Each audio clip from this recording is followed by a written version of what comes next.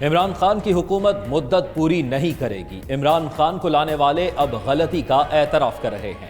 आसिफ अली जरदारी का सहाफ़ी के सवाल पर जवाब। एहतसाब अदालत में पेशी के बाद मीडिया से गुफ्तगू में कहा, अब वो इस गलती को कैसे ठीक करें ये अल्लाह को बेहतर मालूम है। साबिक चीफ जस्टिस गिलगित बल्तिस्तान के बयान हलफ पर बोले, हम पहले ही यह रास्ता देख चुके हैं। जस्टिस कय्यूम के साथ भी टेप थी सैफुर रहमान और कुछ दोस्तों की।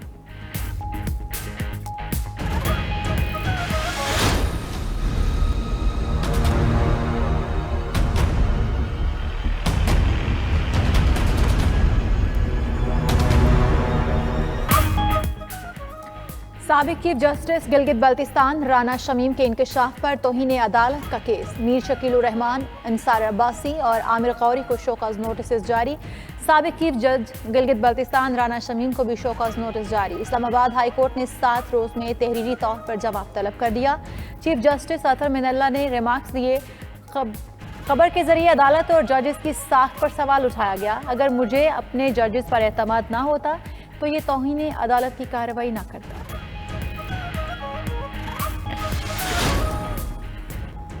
अदलिया आज़ाद है, जजेस बेहतरीन काम कर रहे हैं। बयान हल्फी झूठ पर मबनी है। वज़ीर कानून फरूख नसीम कहते हैं, बयान हल्फी सच था तो 2-3 साल इंतजार करने की क्या जरूरत थी।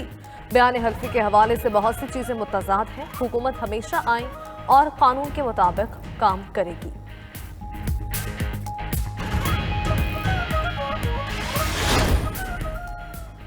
राना शमीम को नवाज शरीफ दौर में गिलगित का चीफ जज लगाया गया। वजीर मवासलात मुराद सईद का कौमी असम्बली में खिताब। कहा कि जैसे पहले पैसे लगाए ऐसे ही अब पैसे लगाकर राना शमीम वाला मामला उठाया गया। पनामा लीक से इमरान खान नहीं लेकर आए। कैसे हो सकता है किसी चोरी के स्कैंडल में नवाज शरीफ या उनकी फैमिली का नाम ना हो। पनामा लीक्स के वक्त भी नवाज शरीफ ने ऐवान में लंबी चौड़ी तकरीर की थी।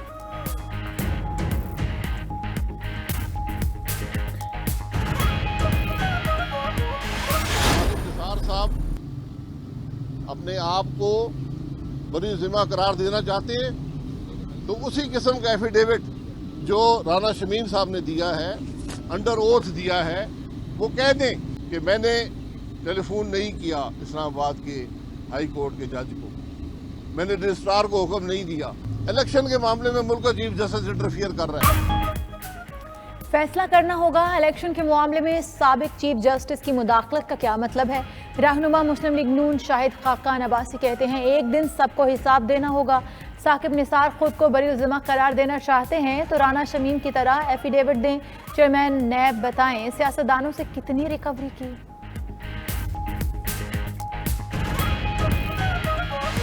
ये रवायत रही है PMLN की कि वो हमेशा इस तरीके से एक्ट करते हैं और अब भी मैं समझता हूं कि जिस तरीके से अदालतों के ऊपर एक हमला किया गया है कल, जिस तरीके से एक जाली एफिडेविट और एक ऐसे शख्स की तरफ से जो कि नून लीग के रहनुमाओं का एक तो परवरदा है और इसमें कोई शुबा ही नहीं है कि वो लंदन में नवाज शरीफ के खर्चे के ऊपर जो है वो रह रहे हैं।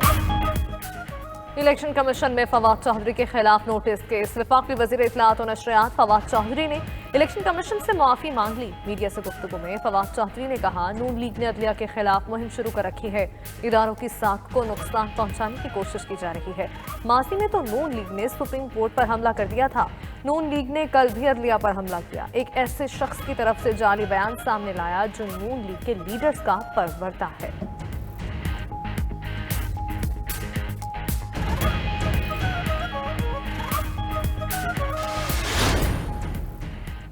ज़िमनी इलेक्शन NA 133 में जमशेद इकबाल चीमा के कागजात नामजदगी केस पर समाअत। लाहौर हाई कोर्ट ने जमशेद इकबाल चीमा और मुस्तरद जमशेद इकबाल चीमा की दरखास्तें खारिज कर दी। अदालत ने फरीकैन के वकला के दलाइल सुनने के बाद महफूज फैसला सुना दिया।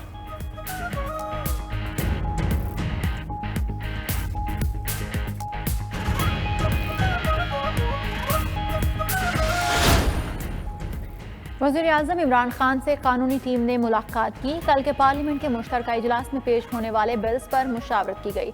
वज़ीर आज़म इमरान खान से फवाद चौधरी और आमिर डोगर ने भी अलग अलग मुलाकात की।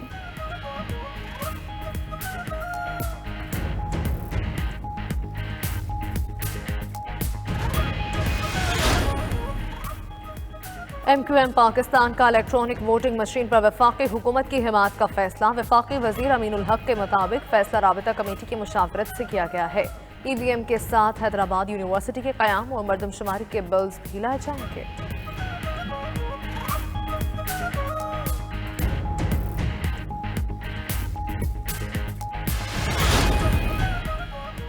शहबाज शरीफ की ज़ेर सदारत मुतहदा अपोजिशन के रहनुमाओं का मुशावरती इजलास। पार्लियामेंट के कल के इजलास के लिए हिकमत अमली तय कर ली गई। हुकूमत की कानून साजी का पूरी कुव्वत से रास्ता रोकने का फैसला।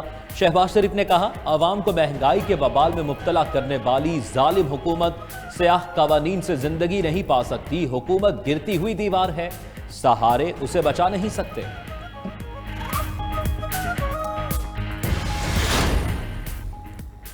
PTI के जेम्स बॉन्ड हलीम आदिल ने कहा कि कोऑपरेटिव मार्केट में आग लगी नहीं लगाई गई। रहनुमा पीपल्स पार्टी मुर्तजा वहाब कहते हैं, आग अगर लगाई गई है तो इसका फायदा किसको मिल रहा है।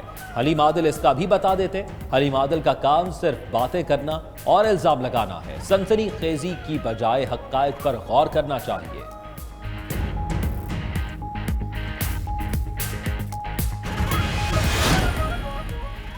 Opposition leader Punjab assembly Hamza Shahbaz की चौधरी शुजात हुसैन की तीमारदारी के लिए लाहौर के अस्पताल आमद। हमजा शहबाज शरीफ ने चौधरी शुजात हुसैन से उनकी खैरियत दरियाफ्त की। इस मौके पर स्पीकर पंजाब असम्बली चौधरी परवेज इलाही भी मौजूद थे।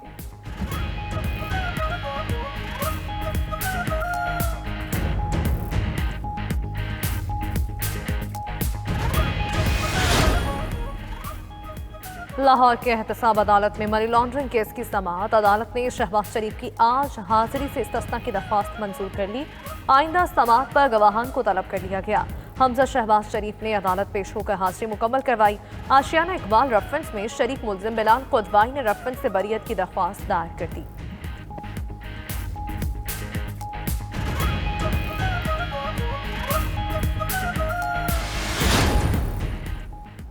पंजाब में डेंगू के बायस मजीद 2 अफराद जान की बाजी हार गए। सूबे भर से डेंगू के 314 मरीज रिपोर्ट हुए। खैबर पख्तूनख्वा में डेंगू के मजीद 150 नए केसेस रिपोर्ट। इस्लामाबाद के 40 शहरी डेंगू का शिकार हो गए। क्या आपके इलाके में डेंगू मच्छर मौजूद है? स्प्रे हुआ या नहीं, या इलाज में मुश्किलात हैं? 92 न्यूज़ की मुहिम का हिस्सा बने, पैगाम भेजें, हम पहुँचाएंगे हुक्काम बाला तक।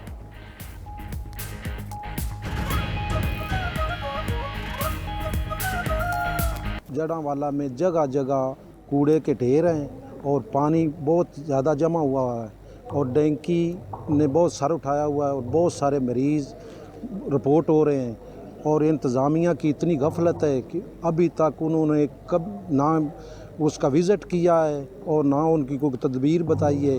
यहाँ पे जगह जगह पे पानी खड़ा है और गंदगी की वजह से डेंगू जो है वो दिन ब दिन बढ़ रहा है।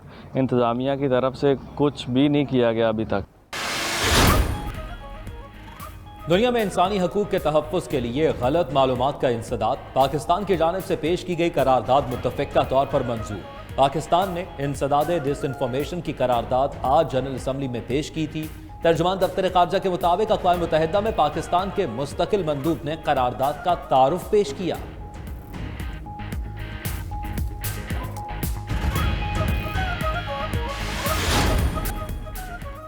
भारतीय हुकूमत करतारपुर राहदारी जल्द खोल देगी। भारतीय मीडिया के मुताबिक बीजेपी पंजाब के वफ़द की वज़ीर आज़म मोदी से मुलाकात। वज़ीर आज़म मोदी ने वफ़द को करतारपुर राहदारी जल्द खोलने की यकीन दहानी करवा दी। सिख यात्री 19 नवंबर से बाबा गुरु नानक की तकरीबात में शिरकत करना चाहते हैं।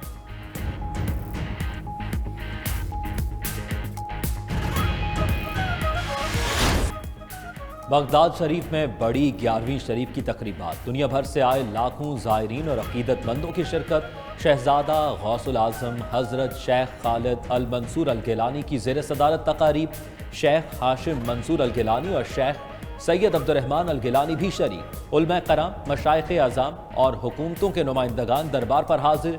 दरूद सलाम की सदाएं, रूह परवर महाफिल का सिलसिला जारी।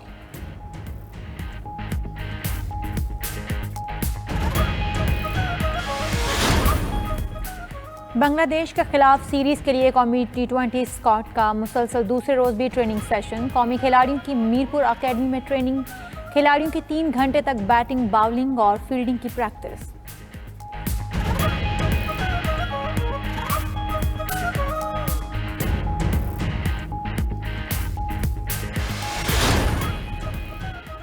T20 वर्ल्ड कप 2022 के लिए 7 मकामात का ऐलान। मेगा इवेंट के 45 matches Adelaide, Brisbane, जिलोंग, Hubbard, Melbourne, Perth और सिडनी में होंगे। ऑस्ट्रेलिया एजाज का दिफा करेगी। इवेंट 16 अक्टूबर से 13 नवंबर तक ऑस्ट्रेलिया में होगा।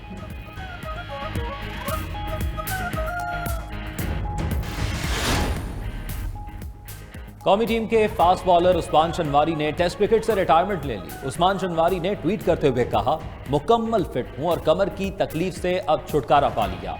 डॉक्टर के मशवरे के बाद तवील दौरानिये की क्रिकेट छोड़ रहा हूं।